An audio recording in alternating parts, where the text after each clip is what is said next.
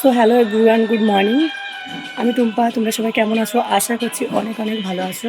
আজকে তোমাদের সাথে কিছু সত্যি কথা আমি শেয়ার করব, ঠিক আছে? আমি কেন আমার শ্বশুরবাড়ি ছেড়ে দিয়েছি, কী কারণে তোমরা অনেকেই জানতে চাও যে তুমি কোথায় থাকো, তুমি কোথায় থাকো। দেখো, আমি প্রপার অ্যাড্রেসটা দিতে পারি না। তার কারণ হচ্ছে আমি থাকি হচ্ছে আমার বাবার বাড়িতে, আমি শ্বশুরবাড়ি থাকি না। শ্বশুরবাড়ির কিছু মানুষের জন্য আমি থাকতে পারিনি, যারা কিনা আমার উপরে এত অত্যাচার করেছে, এত টর্চার করেছে, ঠিক আছে? তাদের অত্যাচারে আমি আমার শ্বশুরবাড়ি ত্যাগ করতে বাধ্য হয়েছি। এমনকি রিসেন্ট আমি আমার হাজব্যান্ডকেও ত্যাগ করে দিতে বাধ্য হয়েছি, ঠিক আছে? আজকে তোমাদেরকে বলবো, আমি হয়তো সিঁদুর পরি না, দেখো আমার হাতে শাঁখা নেই, তবুও একটা লাল পলা আমি পরে থাকি, এই যে, ঠিক আছে? ভাবি যে স্বামী তো আছে, ঠিক আছে? তো আজকে আমি এই লাল পলাটাও খুলে ফেলবো। তার কারণ হচ্ছে, দেখো, আমার স্বামী আমাকে ভালোবাসে না, আমাকে ভালোবাসে না, ঠিক আছে? তো যে আমাকে ভালোবাসে না, তার বোঝা আমি কেন নিয়ে বেরোবো? তো তার বোঝা আমি নিতে চাই না। আমি আমার মতো একা থাকতে চাই।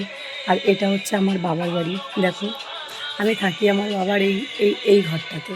এই ঘরটা খুবই সুন্দর, খারাপ না, ঠিক আছে? এই ঘরটা খুবই সুন্দর।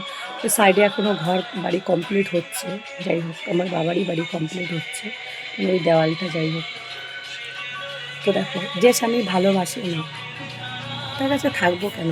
বেকার বেকার তোমরা বলো। তো আমি চাই আমার লাইফে এমন একজন মানুষ আসুক, যে আমায় খুব যত্নে রাখবে, কেয়ার করে রাখবে, আমার ভুলটাকে ভুল বলবে, আমি কোথায় যাচ্ছি, কী করছি, কী খাচ্ছি, কার সাথে কথা বলছি, সবটা সে দেখভাল করবে। আমি এমন একজনকে চাই। যদি কেউ থাকো, কমেন্ট বক্সে কমেন্ট করতে পারো। আর আমাকে যারা SMS করছো, তারা টুম্পাশা দাস নামে মেসেঞ্জারে SMS করবে। তো সত্যি কথা বলতে, আমি খুব একাকিত্ব বোধ করি। আর খুব শিগগিরই হয়তো আমার হাজব্যান্ডের সাথে আমার ডিভোর্স হয়ে যাবে, ঠিক আছে? আমি ওর সঙ্গে থাকতে চাই না। ও আমাকে ডিভোর্স দিতে চায় না, কিন্তু আমি আমার তরফ থেকে হয়তো যদি বাধ্য হই, দিয়ে দিতেও পারি।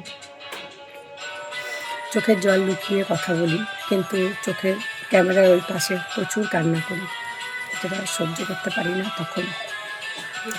তো এমন কেউ আছো যে আমাকে খুব যত্নে রাখবে, খুব যত্নে, খুব যত্নে। আমি আমার বাবা মার অনেক আদরের একটা মেয়ে।